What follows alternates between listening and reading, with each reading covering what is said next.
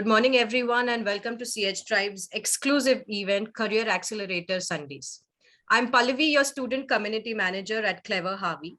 And over the course of next few weeks, I shall be taking you through a series of sessions to clarify all your doubts about your child's future career and education. Well, now in the age of abundant choices, it hurts to just choose one. If we only realized sooner that it is actually possible and advisable to tap into more areas of interests for a fulfilling career. Sharing their own personal experiences and what paved the way to their successful careers, here today are Dr. Andrea Phillott, Associate Dean of Liberal Education at Flame University, and Mr. Rupesh Sinha, Deputy Director of Admissions at Rishihood University.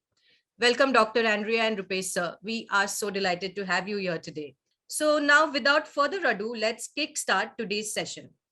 Discussing scope of liberal education would be Professor Andrea Phillott. Over to you, Doctor. Thank you so much for inviting me here today. I'm very happy to speak with everyone about liberal education. And I'm going to use Flame University as an example of how we approach liberal education at different universities. So one of the first questions that we often get from people, and something we encourage people to think about, is why liberal education? Why should I be considering liberal education for my own education or for the education of my child or my ward? And the answer really goes to what skills are employers looking for at the moment? Because we typically think when people are applying for their first jobs that one of the most important, if not the most important criteria that an employer is looking for is what grades have they got. But when we speak with employers, we see that it's actually much broader than that, that employers need employees who are capable of working as a member of a team. A very warm welcome to everybody, and I'm finally feeling very excited to be with this CH Tribe, right? I like the name Tribe. And what I'll be doing is my brief talk, I'll be focusing on three things. Number one, I'll share my brief journey because of a purpose. Then I'll be talking about the broad objectives of education, higher education, which normally people lose out on. Then I'll be talking about the standard process. I say standard because that's not the only process, right? So that's one of the processes through which we should plan our career, different stages and what they mean. So I completed my MBA and I started working immediately after that as a part of campus placement with a heavy engineering firm. And we were producing hot coil springs, and our clients were Indian Railways, DLW, BHEL, BEML. It was an exciting job. I was required to travel across India, and I was dealing with this behemoth of consumers. I have good learning experience, but after working there for around 3.5 years, it struck to me that probably I'm not at the right place. Although financially everything was okay, but something I found missing inside. That was the time when IT industry was booming. And I joined a company called SCL Technologies in channel management. And I was taking care of distributors, dealers, channel sales, appointing new dealers, distributors. That was the time when I was experiencing that how I can motivate people to come into entrepreneurship. That was a brilliant experience. But again, after 2 through 3 years, I found that there's something else that I'm supposed to do. And then coincidentally, one of my friends, he invited me to give a guest lecture. Kids like it, I liked it. And suddenly it occurred to me that probably education is the area where I'll really enjoy. So then I came into education, and for last over 15 years, I'm in this field, and the cross of going and leaving education has not even crossed my mind. When you talk to the students, I have taught students, I have coached them, mentored them. A lot of my students are working with some top companies today, and they joined some top universities in India as well as in the US. So that gives you a lot of satisfaction when you know that the advice that you're giving, the work that you're putting with the students, it is actually getting translated and magnified into brilliant outcomes. So that's the kind of satisfaction that you get. I have worked with test prep industry, players like IMS, Time. Then I have worked with some finishing school called Talent Sprint. I worked with entrepreneurship school, Midas School of Entrepreneurship. Then I have worked with MIT University, Pune.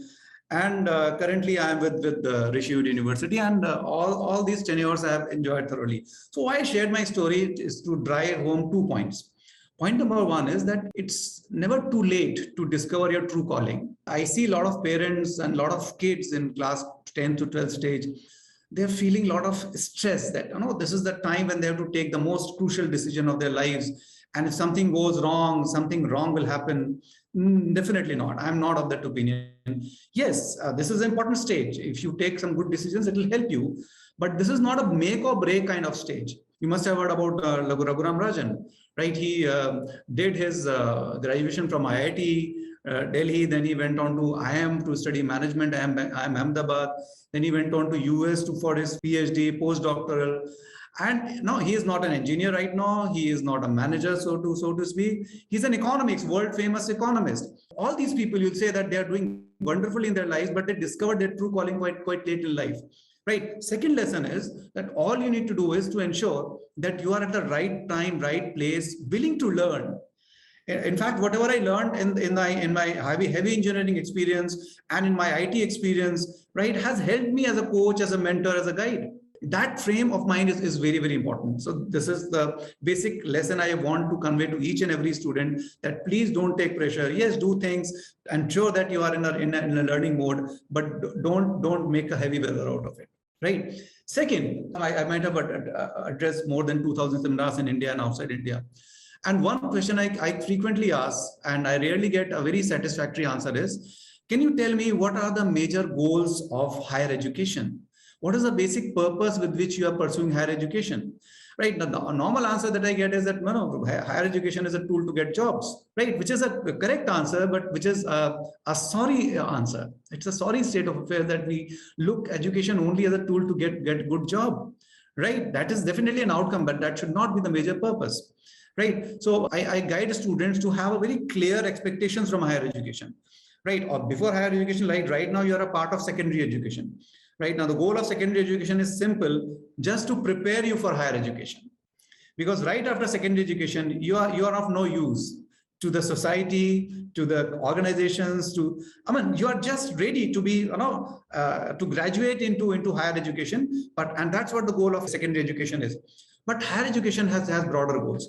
So I classify these goals into three categories. One is knowledge goals, right? So there are three knowledge goals. Number one, you are expected to acquire knowledge. Second, more important goal is to apply knowledge in real life situations. Any higher education system which does not give enough importance to applying of knowledge is not a good education system, right? And for a very long time, Indian higher education system has suffered from this loophole. And the third and most noble and most important goal of education is to create new knowledge. That is through research, through innovation.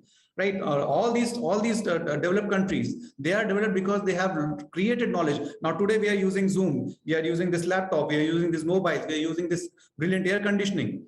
Right, how many of these technologies have been created in India? The amount of research we are doing, the kind of patents we are creating, it's very limited. Right, China is much ahead of us. So education system, if we keep this in mind as students, as parents, as universities, a higher education system, then we'll be doing better justice to the entire thing, right? Second type of goals is our personal goals. Very important, right? Personally, you should be very careful that when you're pursuing higher education, you should be able to discover and realize your true mental and physical potential. I see a lot of people who have gone through their masters, the postdoctoral, and if we keep on asking them, do you really think that you have been able to realize your true potential? Are you anywhere close to it? So the answer is no. So when is that? What is the time to think about all these things? It is these 3-4 years. These are very important formative years, right? And second personal goal is to acquire the ability to lead a healthy and a happy life. Once you start working, nobody will come to guide you. Nobody will come to teach you. It is due these 3 or 4 years that as universities, and that's what Rishihood University is trying to do, that we are trying to create a learning ecosystem where the student discovers all these things. And the third category of goals in higher education is social goals, right? And the most important social goal is to acquire work-life balance. We see a lot of people working at good companies, earning very well, right? But their work-life balance is not totally haywire. Right? They are not happy, even though they are earning a lot of money, they are not happy. Now, who teaches you all these things? Who will know? Once you start working, the organization will only be interested in how much profit you are bringing to them. right? Yes, there are organizations like Google who are known for very good HR practices, but they are far and few. So this higher education phase is the time when you should realize that work-life balance is an important aspect, and any responsible university like Rishihood University will try to inculcate these things. Right. Second, very important thing is that no, you must realize that, you must have heard about Greta Thunberg, right? She is famous for that famous dialogue, "How dare you, right? How dare you take away my childhood from me," and things like that, which is a fact to a certain extent, right? We are, the way we are utilizing our resources these days, right? It's like we are using it mindlessly. We don't even care that whether coming one or two generations will be able to have any access to these natural resources or not. It's a social goal that we should be working towards sustainable technologies, sustainable development. Definitely, you need to understand that once you move out, there is a major responsibility on your shoulders, that is nation building. Now, these are the things which people, they come, they enter universities, they pass exams, they move out, they start working, and this wonderful opportunity to drive home these points is lost forever. What I'm sharing is not only my own thoughts, it's also the ideology of our Rishihood University, and we call ourselves, university, the first Indian university for social impact, right? So that is something very, very important. And whatever career you're planning, if you dissociate these goals with your career planning, then you can never realize your true potential, right? Coming to the main topic of career process planning, right? That is 5 stages normally. The first stage is explore. Again, I've asked this question to a lot of students in a lot of seminars, that can you tell me the fields, the domains, the roles that in which Indians today can make a career? And I may take it as a workshop, and I give a paper and pen, and I said, okay, write it down. And I'm surprised. In fact, not so surprised, because I know that I'm expecting that this is going to come. People are able to mention some 3, 4, 5, 6 fields. Right, when there are actually today more than 25 vibrant fields, right? People are earning money as YouTubers, social media influencers, dietitians, image consultants, right? There are so many new age careers that have come up, and people are not even aware. And you know what? When you're not aware, in fact, I have also counseled people with 15, 20 years of work ex. Right. And when we are having this discussion, I suggest some career options which they come across, and they say, oh, this is what I am actually supposed to do. I was not aware about that. These are the things also which are available. Right. So when even at a stage of with 15, 20 years of work ex, you can come across some options which you find that, yes, this is the best option that you could have probably utilized. Right. Then that's a sorry state of affairs of career planning in a country. So when even people with 10 years, 15 years of work ex are not strong enough to capitalize and know about the opportunities, what to talk about the kids of 10 to 12th grade? Right. So exploration. I think CS Tribe is doing a wonderful job here. Right. In fact, this is one of the opportunities where you're exploring. Right. You're coming to know about new facets of career planning. So exploration is very, very important. Right. In fact, the white race ruled the world primarily because of their spirit of exploration. Right. They went out of their comfort zone. They went to the new world. They discovered Americas. They discovered the route to India. Right. And then they ruled the world. So exploration is the first step of growth. Second step is introspection. Because even if I'm aware that, okay, these are the opportunities which exist, how do I know that I am tailor-made for these opportunities, or these opportunities are tailor-made for me? And yes, I forgot to mention that liberal education, right, something that we follow at Rishihood University, is all about giving you real-time exploration. Our first semester, we call it foundation semester, in which students are not expected to choose anything. They are only expected to choose a major and a minor after the end of the first semester. So at the end of the first semester, because you have attended in the first semester, you attended the classes related to psychology, related to business studies, right, related to design, related to visual arts, right? You tend to know that, okay, yes, now I have met the experts. I know this is a more immersive experience. So I know that probably I want to major in psychology and minor in economics, because this is a wonderful combination. And there cannot be better exploration than this, right? So we encourage the students to come and join our university, right, without any preconceived notions that, okay, I'll only major in this, or I'll probably study this subject alone, right? So that is the beauty of liberal education, which allows you this freedom to not only choose and also experiment in the middle stage of choosing your majors and minors. The second stage is introspection. Introspection is like, if I ask this question, it cannot be an interactive mode here, but if I ask this question, that who are you? What defines you? Suddenly it sounds a very difficult question, right? We are not our names. We are not our surnames, right? There are a lot of aspects which you need to understand. For example, there are 4 aspects. The first aspect is of your personality, of who you are, is what is your source of your energy, right? Whether you draw energy from outside, from the crowd, from the people around, or whether you draw energy from within yourself. You want to live alone with yourself, and then that's when you feel energized. So, right, so psychological theory says that you could be an extrovert or an introvert. Both are good, both are great, but you should realize, right? Second is, what's the source of your drawing information? Whether you draw information as a part of observing and sensing, or whether you're intuitive in basically. Third thing is that how do you take decisions? Some people take decisions basically on the basis of their emotions. Some people take decisions primarily on the basis of hard facts, logic alone. And then fourth aspect is that how you are able to implement your decisions, whether you are a spontaneous guy or whether you're a structured guy. There's a model called MBTI, Myers-Briggs Type Indicator, right? And it categorizes personalities into 16 different types, right? Out of these 4 criteria that I just mentioned. Okay, so again, once you are aware that, okay, this is my mental makeup, then you are able to understand that, okay, these are the career options that they suit fine from my line of thinking, right? From the way I look at things, from the way I decide things, from the way a person who's tailor-made to work on the front as an army personnel may not be ideal for the role of a doctor or maybe a coach or a mentor. Right. So this is something very important. Third step of career planning is called assessment. What do you assess? You assess, number 1, the statistical chances. For example, a lot of people write NEET, right? But very few people have the actual data. 80 lakh people wrote NEET this year, right? And somewhere around 1 lakh seats. So what are these other 70 lakh people will do? And out of these 1 lakh seats only, around 50%, more than 50% are private engineering colleges, which are very expensive. So that is the number one thing that you have to assess.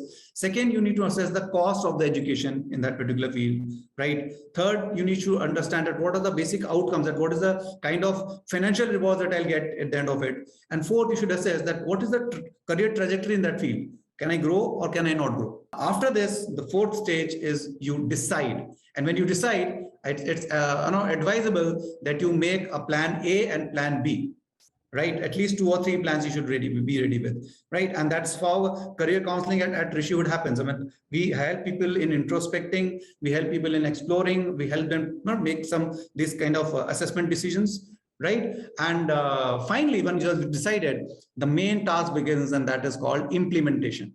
I'll summarize it in this way, that there is no good career or bad career, right? There's only a career which is suitable for you, which is not suitable for you. You can earn money by playing cricket in India. You can earn greater money by playing tennis, like Sania Mirza, or even higher money than playing badminton. So nothing like that. The right guidance at the right time, right, and allowing you to explore, which is again the most important aspect of liberal education, is something that is going to help students at your stage. With this, I end my talk, and I'll be open later on for Q&A. Thank you very much, Pallavi. Thank you very much, Clever Harvey, for this opportunity. Thank you. Thank you. Thank you so much, sir, for sharing your insights and helping all present here today make better future decisions. I wish I would have got this kind of career guidance while I was into my initial careers. But it's never too late, Pallavi. It's never too late. I know, I do understand, but then I cannot agree more to the work-life balance that you mentioned. Because the pandemic has actually made lives difficult, and the company will obviously, as you rightly said, that would require your presence more than they would think of your family. So yeah, it's very important to have that career work-life balance when you choose a career, or probably start working at an organization. Thank you so much, sir. Yes, ma'am. So Viragi ma'am, you can go ahead. Yes. Welcome. Thank you so much. Thank you so much, Clever Harvey Tribe. So why is liberal education relevant is simply because of the skills which are required by the job market today. So you could be somebody who's mathematically brilliant, but if you can't speak, if you can't communicate, if you don't have verbal abilities, analytical abilities, communication skills, initiatives, then that's not the kind of employees the companies are looking at today, simply because there's so much time. When you become economically relevant students, the companies need somebody who's well groomed, who's good at talking, who's creative, who has a technical mindset, who's a great communicator, So that's the kind of the skill-based education a liberal education setup provides you to, it makes you, that kind of a person. So having said that, it is again, what's important at this juncture of life is to see the career comes naturally. So what is important is the right stream. So under a regular setup, students are filling up the form for say arts and science and business or engineering or medicine or law.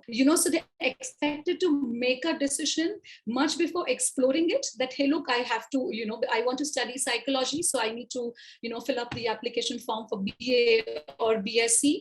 And I think I like it and I will see how it goes for the next 3 years of my life. But if it doesn't go well, then what happens? So liberal education comes into the picture where we are not expecting, students, especially those who are 16, 17 years old, to make a decision, to make a commitment. Sometimes we don't even know what is the word commitment means, or we don't know what it means to commit to or what we want to commit to.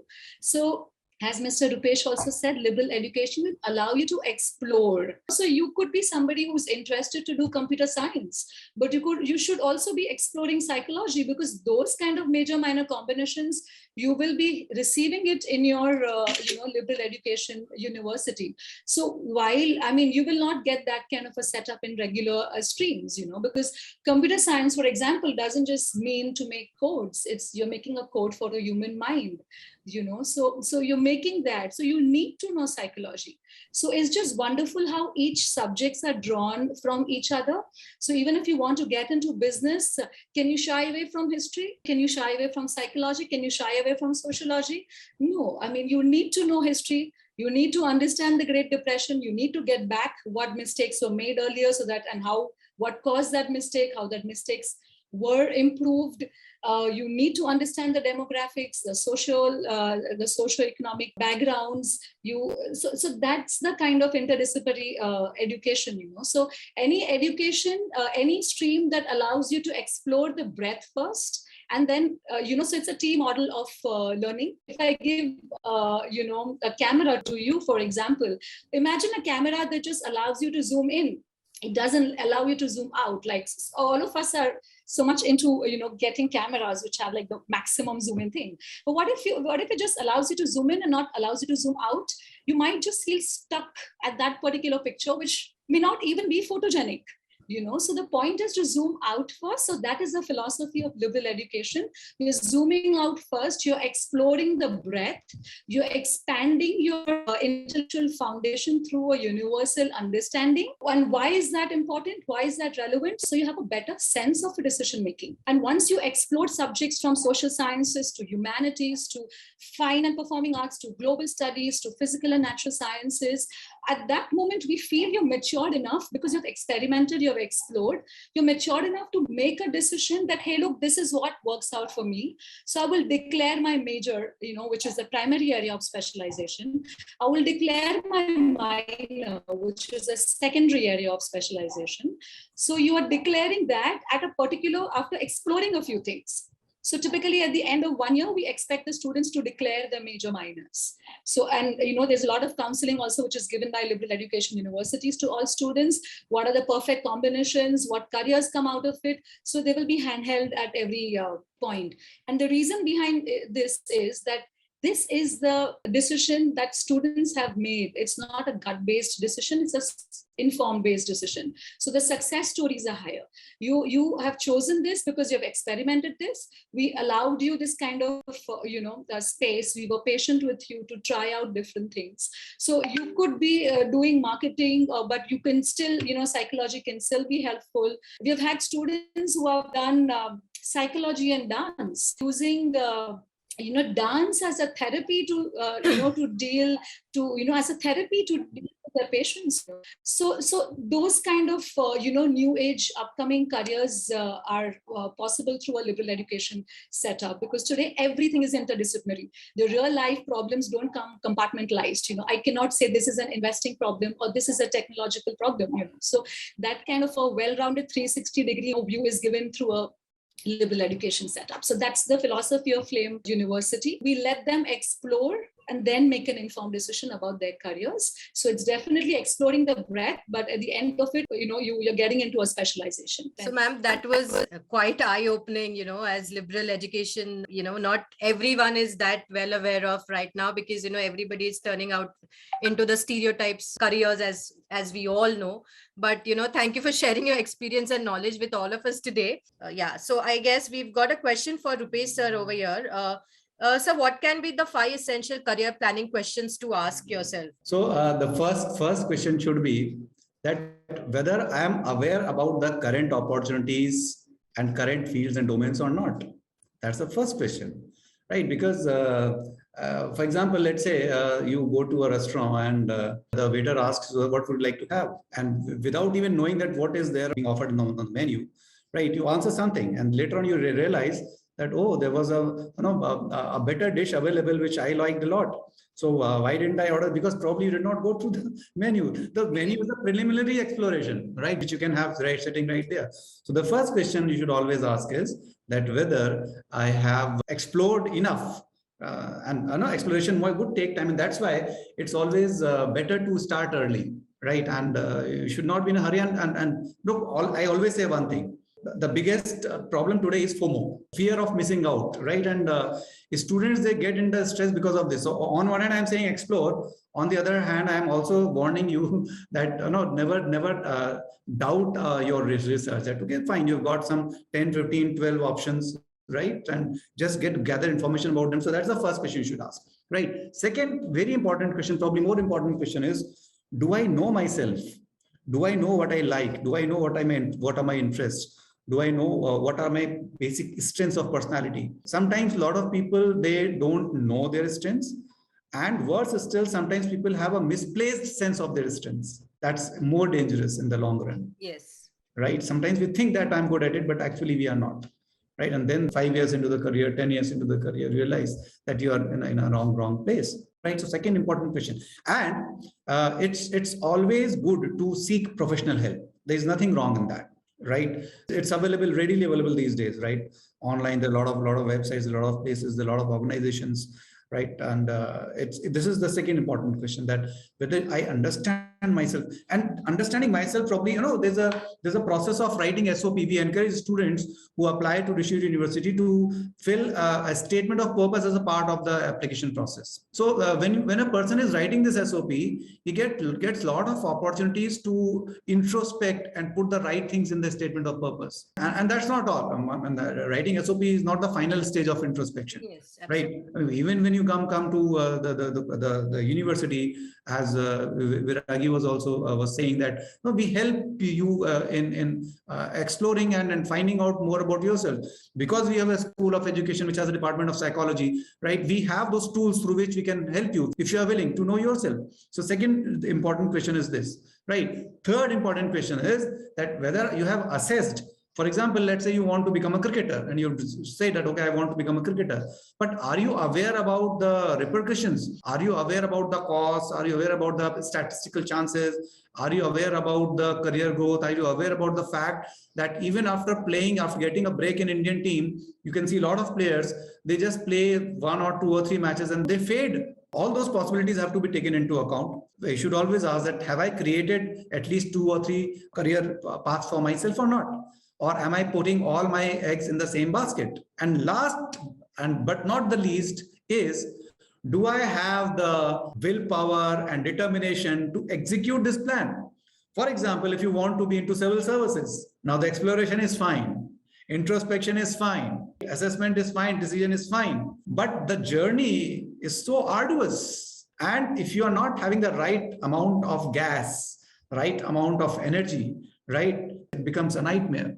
Right. So these are 5 important questions. So I think we have next question for Viragi ma'am. Ma'am, how do liberal arts help IB graduates? it's very much similar because even IB is a very skill-based, education. They're looking at a holistic development of a child and not just, subject-oriented. IB, liberal education is something which helps all the curriculums, Indian curriculums, IB, IGCSE.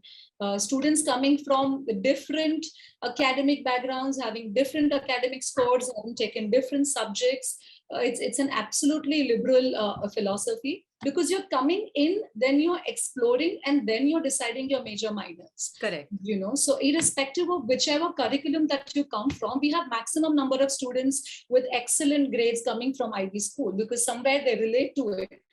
You can relate to a concept, what is the liberal philosophy, So it is very helpful for all the curriculums, not just for IB. Now we see visual and performing art is an integral part of all jobs and things. It is a key skill that differentiate humans from machines. So what's your take on that? Yes, I agree to this, because I think performing arts, visual arts, these kind of things, they make you culturally literate, which is so important. We are just so used to getting into our own fields or whatever specialization you have taken. And on a hindsight, it's a beautiful way to de-stress yourself. So we have this mandatory, we need our students in the first year to mandatorily explore visual arts, performing arts, to be culturally sensitive, to be culturally literate, and to, of course, de-stress yourself. Olivia, I would like to add one more thing here. Certainly. Yes, visual arts, performing arts is definitely something which can be differentiated from machines and machine learning, etc.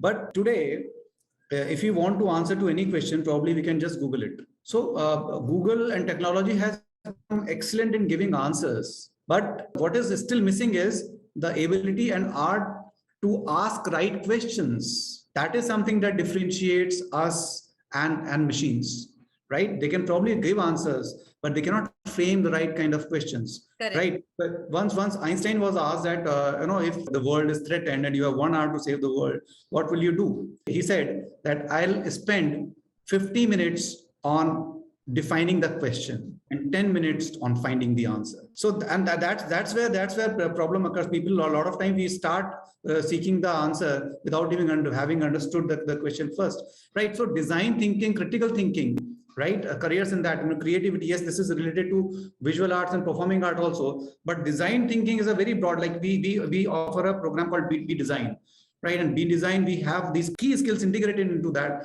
right? The way we define problems. Today, entrepreneurship, the startup culture is all about identifying the problems and seeking and creating very relevant solutions for them. Correct. Right? So entrepreneurship is also something which is very human, right? Because it requires the ability to look at the problem, identify the problem, and look for the solution. And where these kind of skills, like your communication skills, like your critical thinking skills, design thinking skills, they become very integral part of it, right? So on one hand, you're considering a career in performing arts and visual arts. You can also consider career in design, specifically specializations like product design, communication design, fashion design, interior architecture, game design, UI UX design. So the possibilities are endless these days. We've got the next question.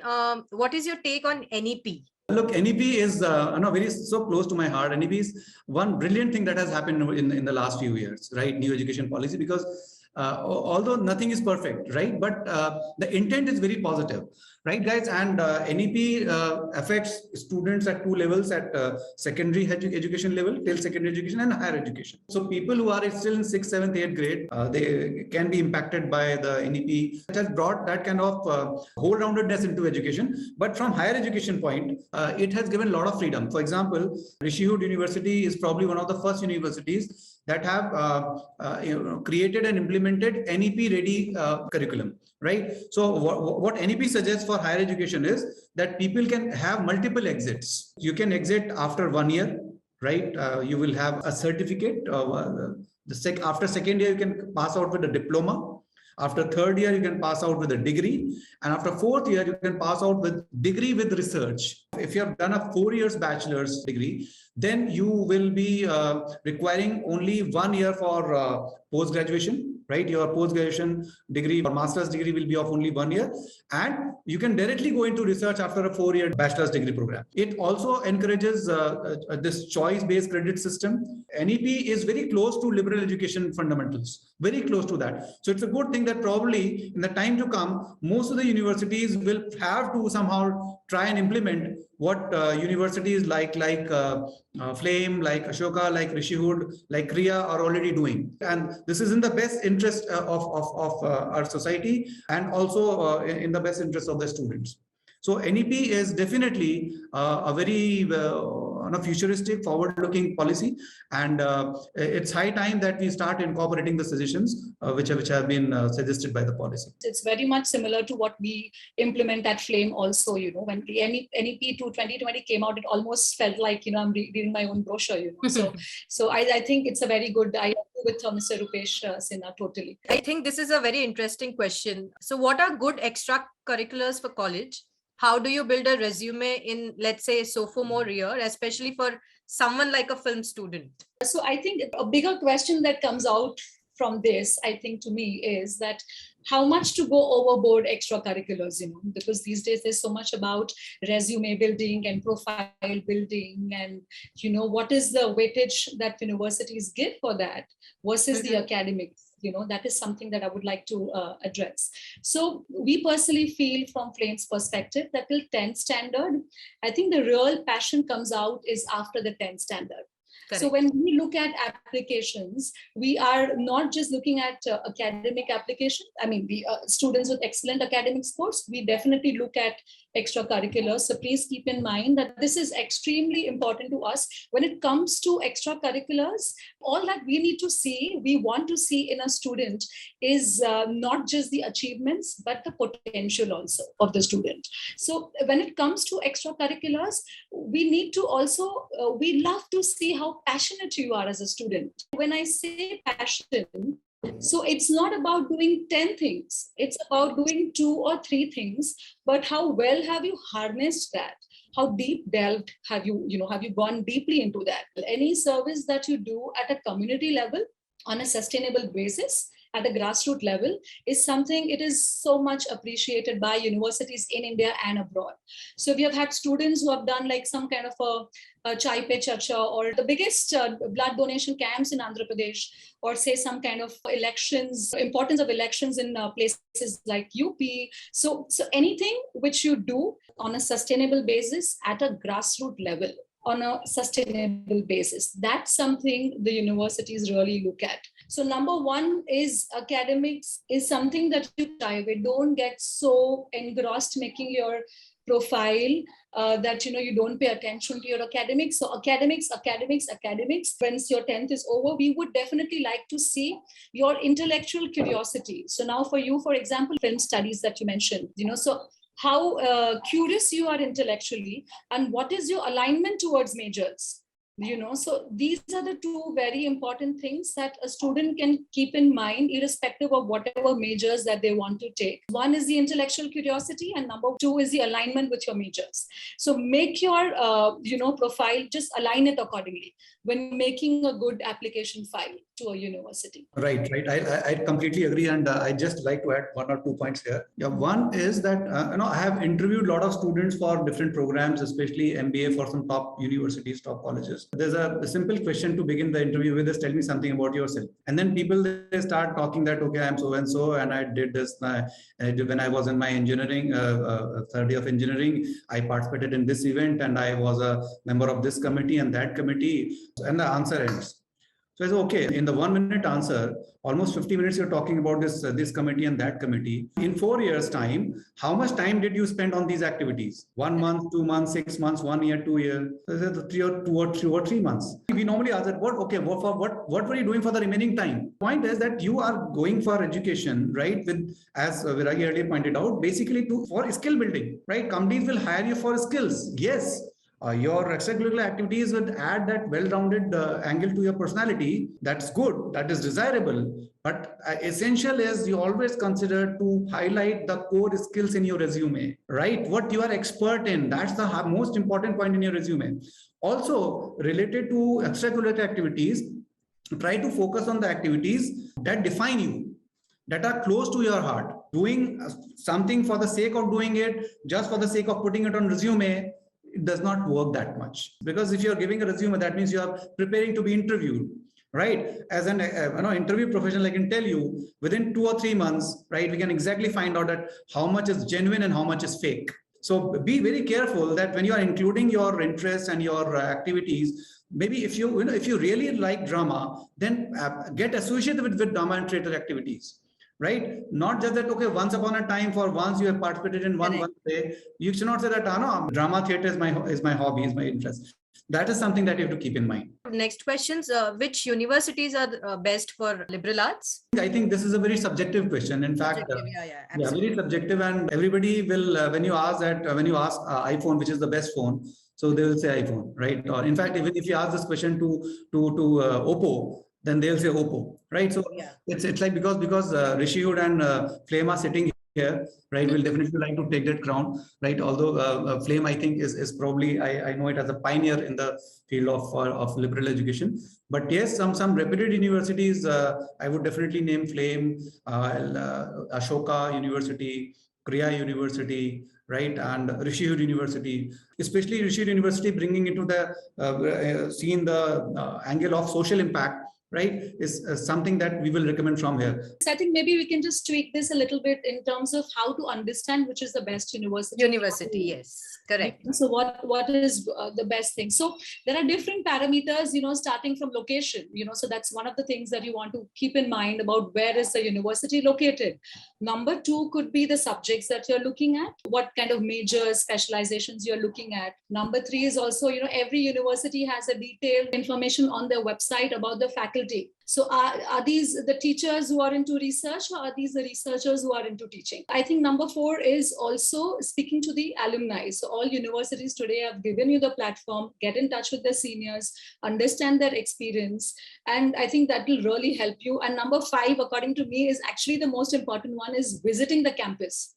Because you get the pulse of it, you get the vibrations, you exactly understand the hard infrastructure, you understand the soft infrastructure, and that's the best, super duper best way to decide what works the best for you, So if possible, make a campus visit, interact with the students, with the teachers, understand the philosophy, because you have to stay there for the next 3 or 4 years of your life. I think these are 4 or 5 points which they can keep in mind in terms of parameters as to what is good for me, what is the right university for me, and discuss with their families. I would just like to add this, that at Rishihood University, what we have done is we have introduced a program called Profile Building Program. Now, anybody who applies to any program, whether at bachelor's or master's level, right, becomes a part of this Profile Building Program. And this is under this program, we allow students to attend a series of some 15 to 20 sessions, webinars on different career options, on different ways, different skills that are needed today.